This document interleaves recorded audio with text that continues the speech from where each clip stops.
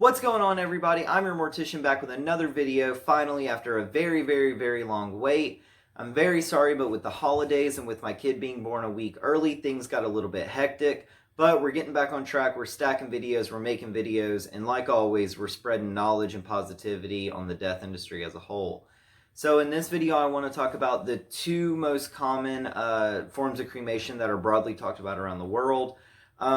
First, we'll just go ahead and jump into the cremation that I deal with and that I actually personally deal with, which is just regular fire cremation. If you want to read about the back history, which I'm not really going to touch too much on in this video, but basically 17,000 years ago, I believe it was India, but they were finding parts and bodies washing up on shores, and they were just trying to find ways of getting rid of them. So they were trying to find ways to basically break us down into the natural chemical compounds that we're made of. And that's where cremation turned into what it is today. I can do a video on that later, more about the history, but this video is going to be just about the main differences.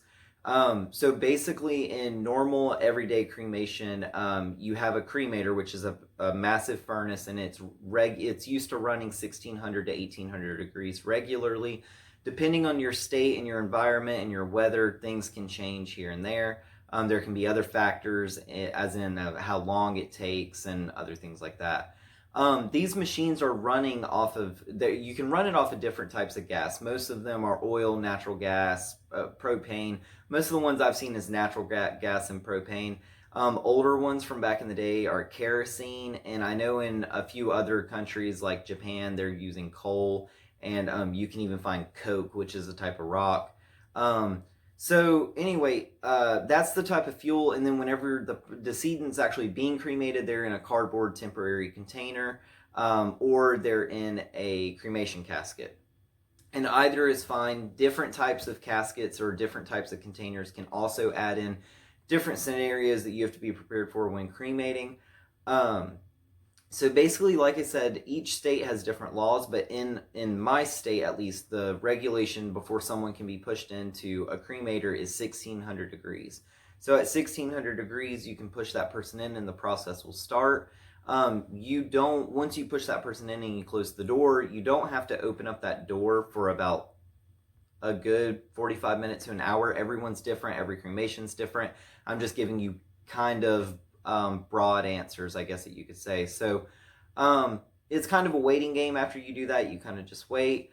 When you do push the person into the machine, you're using a cardboard roller. It's a very thick piece of cardboard. It's just a cylinder, and it helps roll the box all the way to the back of the retort. So after it hits 16 degrees, you can push that person in, and then the machine should typically stay around 1600 to 1700 degrees throughout the cremation. Now, if you have fattier tissue, or women naturally have more fat content than men, so different things like that can play a factor, because fat is an accelerant and it can turn into potentially, if you wanted to call it, a grease fire. So you have to be very careful, and you have to know what you're doing and just know how to troubleshoot different scenarios. The average cremation in this process is going to take about an hour and a half to 2 hours. I've had some super quick, and I've had some super long. They try to say that the rule of thumb is like 100 pounds per hour, but it doesn't always work that way. But like I said, it's just something that every single case is different. This type of cremation has been known, people have said that it puts off too much pollutants, it uses a lot of energy, which it does. It is the most common form of cremation, and your end result is going to be more of a chunkier bone that then has to be processed to give you your fine ash. So a lot of people think that right out of the back, you're going to get your ashes back. You actually get cremains back, which are kind of bulkier, and then those will be processed and grinded into your ashes. Now, the other form of cremation that I've been asked about, and like I said, I did have a good bit of knowledge on it, but I did have to do some research and ask a couple other people to find out more actual key points to go along with this video.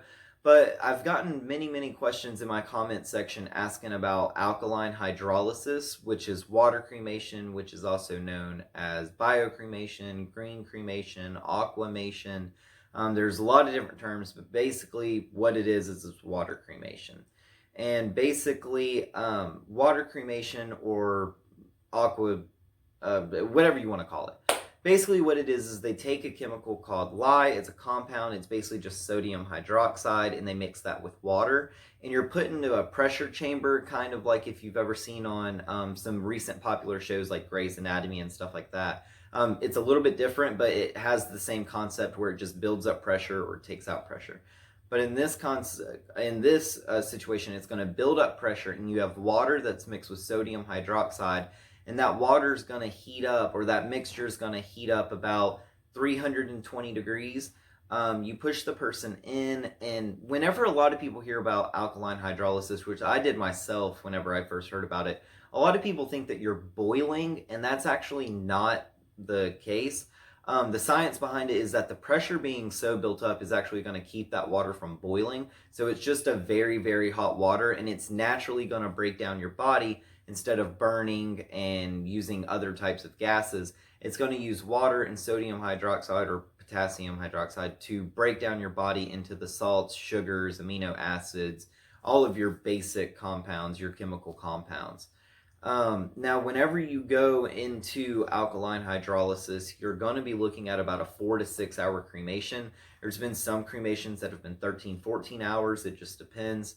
But it's not that common. It's more common over in Britain right now. In the United States, I think I saw since 2017, there's been like 1,500 to 2,500 alkaline hydrolysis cremations.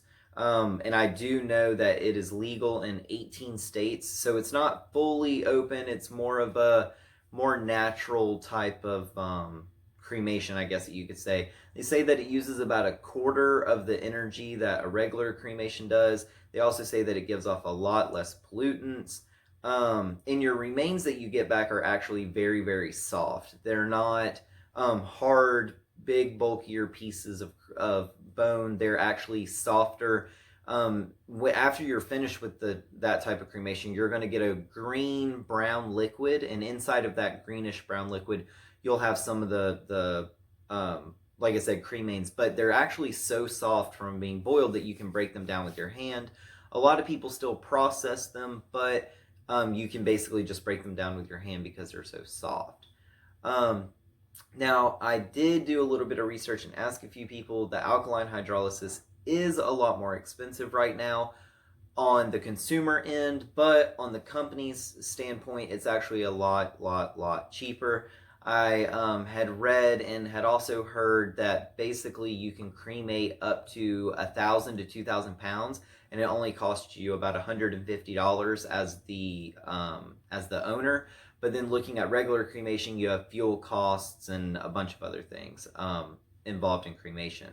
Now, another thing about the alkaline hydrolysis is that those machines on the inside don't have to be rebuilt nearly even as, I wouldn't even say ever, but your normal refractories that are on a cremation machine are going to be every 5, 6, 7, 10 years. It really depends on how often you're using it, how hard you're running it, and how many cases you're just doing a year. So, but that can be very, very expensive. I don't have exact quotes, but I've heard $20, $30, $40, $50,000. So it can vary, but so anyway, that is the two most common forms and most broadly talked about forms of cremation.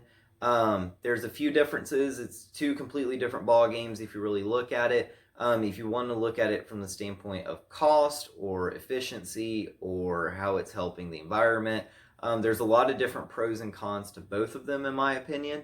I try to understand everybody's opinion whenever I do my own research or whenever I do read about certain topics, especially whenever I try to bring you guys videos. I want you guys to try to understand the full spectrum, but also keeping it in layman terms so I don't bore you to death. So in the comments below, let me know if you would like for me to go more into detail about technical terms and all of that. I tried to just keep it more basic, just so a lot of people can understand it more, and just so I don't lose your attention. But anyway, I really appreciate the support. I really hope that everybody had a good holiday. I'm really thankful for everybody still supporting me throughout the break that I took. We're back. We're bringing videos every single week. Again, drop comments below about any videos that you want to see, any ideas that you have, any questions. I've been answering tons and tons of questions and getting to all of the comments and trying to help everybody out the best that I can. I do want to say I've been getting a lot of questions about the community tab that's on my page. I don't have the community tab unlocked, so the best way to reach me or to keep up with all of my updates is my Instagram. I am your mortician. It's in the link down below. It's also in my bio. Or if you would like, I'm planning on doing a YouTube live stream, so you can tune into that, but just look at my Instagram to stay tuned to that. So I appreciate all the love. Once again, just trying to spread some knowledge and positivity on the death industry as a whole. For now, I hope that everybody has a wonderful day, and we'll talk to you soon. Bye.